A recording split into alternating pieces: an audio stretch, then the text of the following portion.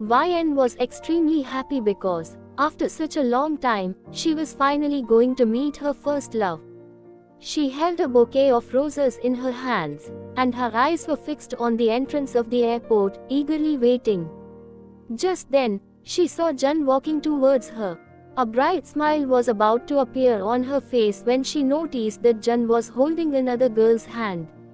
Seeing him with someone else, tears welled up in YN's eyes, and they started falling like pearls.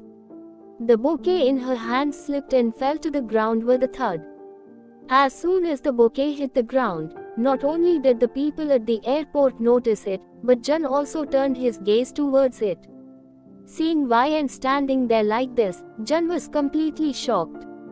He had not told anyone that he was returning to Korea today. He and his girlfriend walked up to YN. Jun picked up the bouquet from the ground and asked, "YN, what are you doing here?" With sadness in her voice, YN lowered her head and replied, "I thought we had a bond that was more than just friendship, but seeing this, I realize I was wrong." She glanced at Jun and the girl whose hand he was holding. Jun immediately understood everything from YN's words. He sighed and said, "I'm sorry, YN. I should have told you earlier, but I couldn't bring myself to break your expectations. You mistook my sympathy for love. But I only love her. There is nothing between us beyond friendship." Saying this, he turned to leave with his girlfriend. Jun's words shattered YN's heart completely. She wiped her tears and got into her car. Memories of her time with Jun kept flashing through her mind, making her tears flow like a river.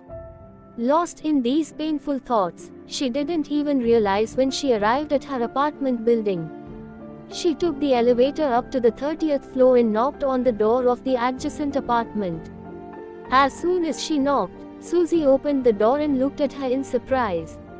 "Sis, you're here. Is something important?" But if it was, you would have gone to Min Young's apartment next door instead. While Susie was mumbling to herself, YN ignored her and walked inside. She went straight to the fridge, took out a bottle, and started drinking without stopping. Seeing this, Susie quickly grabbed the bottle from her hands and exclaimed, "Sis, what are you doing? You won't be able to handle this. Please stop." With sadness in her voice, YN replied, "Let me be, Susie. Just let me drink to my heart's content today. The pain I feel right now is so immense that even this bottle won't be enough to numb it." "What happened, sis? You never even touched alcohol before, and now you are relying on it?" Susie asked. Tears rolled down YN's face as she said, "Jun doesn't love me. He said he was just showing sympathy, and I mistook it for love.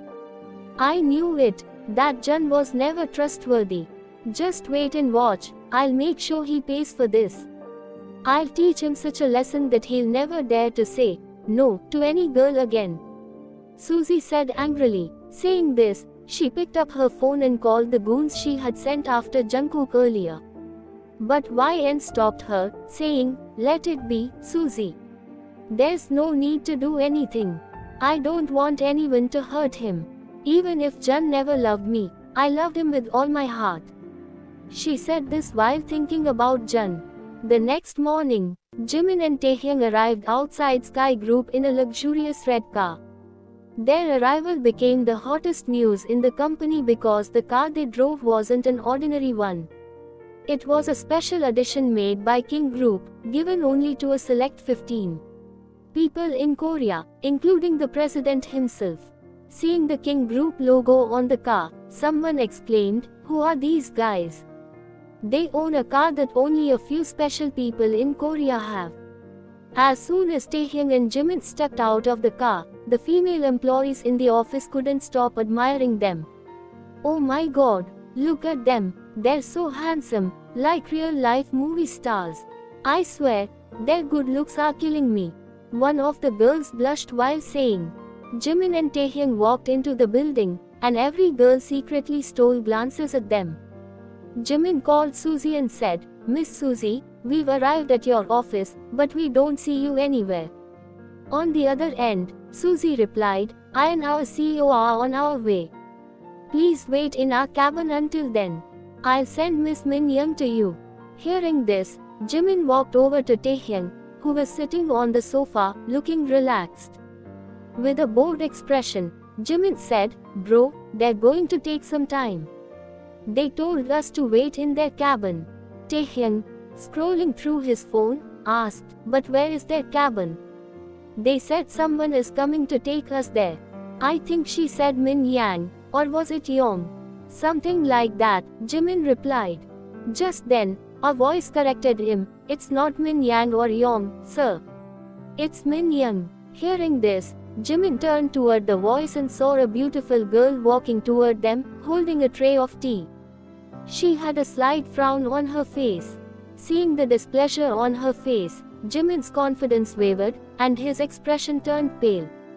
To be continued. To know what happened next, stay tuned to Love as a Deal.